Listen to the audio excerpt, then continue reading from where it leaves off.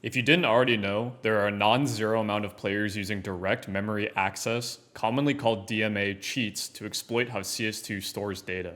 For full clarity, I am not a cheater, and I'm going to recite a lot of information in this video that I've learned from public YouTube videos and forums speaking openly about how cheats work and how they exploit the game to give external help that other players don't have access to normally. Hopefully you learned something new. My intention is to educate people with this video. I highly recommend that you watch this video by Unity Research after you finish this one. This is without a doubt the highest quality information on these kind of cheats that I've seen, and it really opened my eyes to the world that exists within these circles. A link is in the description. I'll give a quick summary on the video before starting.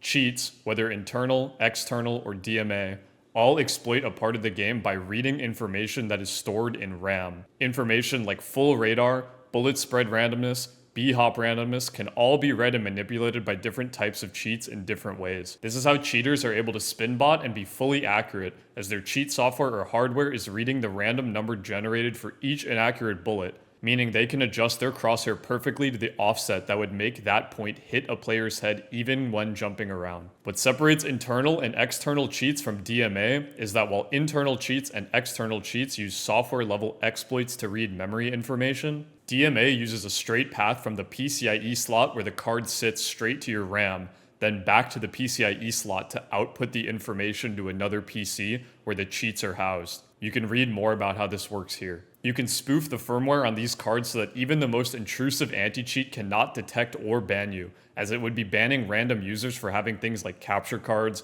network cards, sound cards, which are all legitimately used. This means that anti-cheats need to collect multiple players who have similar habits and hardware interactions, notice the patterns that they all have, and manually ban players with methods like screenshotting your PC, but there are obvious problems with these methods. Especially when the cheats are on another PC, the anti-cheat has no way to screenshot your computer. And we know that this used to be a method of detection, as ECA used to do this famously on their client. In my opinion, the game should not be reporting this type of information to the player's client in the first place. Now, I am not a netcode expert or cheating expert, but I'm going to use a simple example from Fabian Sanglard's analysis of Quake 3's netcode, which is a famously well-performing netcode implementation. A link to this article is in the description, which explains this in more detail. Obviously, CS2 is not Quake 3, and there are much more advanced calculations being done at the back end of the server hosting your game. But I think this simple example highlights the problem with this type of netcode. The way that the netcode in Quake 3 works is like this, and don't worry, there's nothing overly technical in this explanation.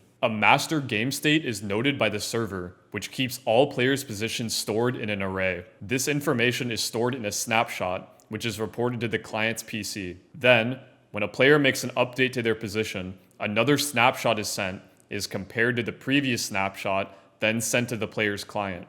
This means that if there's no game update, it updates that state specifically and then sends it to your game. This is an incredibly efficient way to report simple things like position or view angle. The point of this explanation is that there's constantly a ton of information being sent to and from the client's PCs back and forth. What this means is that there's a lot of information that shouldn't be on the client's PC in general, which is what cheaters are exploiting to gain information on legitimate players. We can tell that CS2's netcode operates in this way in some capacity, as by watching cheaters and seeing what information they're able to have in-game that normal players can't have, we can see that players' positions and view angles are recorded even when they're far across the map, where your game should really have no business in even knowing what they are. Here's the question of the video. Why is this information available?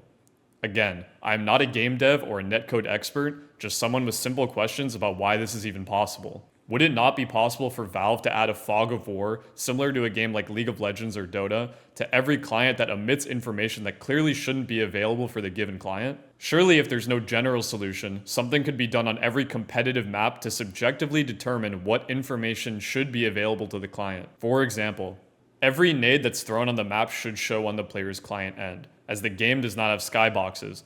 Most smokes or flashes could affect your player whenever they're thrown, so there's no reason to hide those. And the reason you wouldn't want to hide information is for clarity and smoothness of game experience. But let's say that you're a T about to enter top mid on Mirage.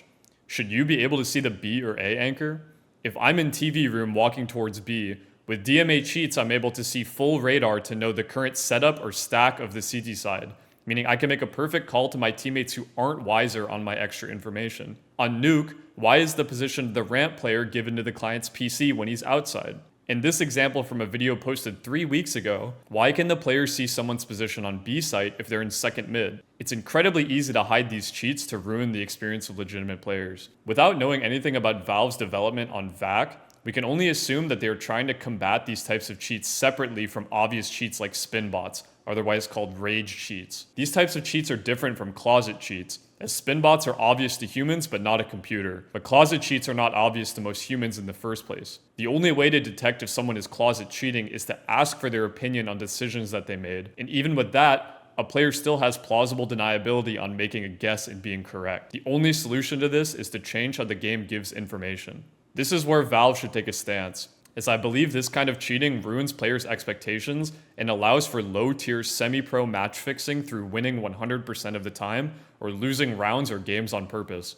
I'm not someone who personally has information on match fixing directly, but I speak with many tier 3 and tier 2 players in North America who are all at least one layer of separation away from people who have match fixed in the last 6 months in some regard. This is obviously an allegation, but imagine how easy it would be for you to have the perfect betting outcome on any game that you had full information every round, or even just your coach did.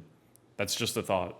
What do you think Valve should do about these types of cheats? Obviously they should remove them, but what do you think they can do to combat these types of cheats? Let me know down in the comment section below. Thank you for watching.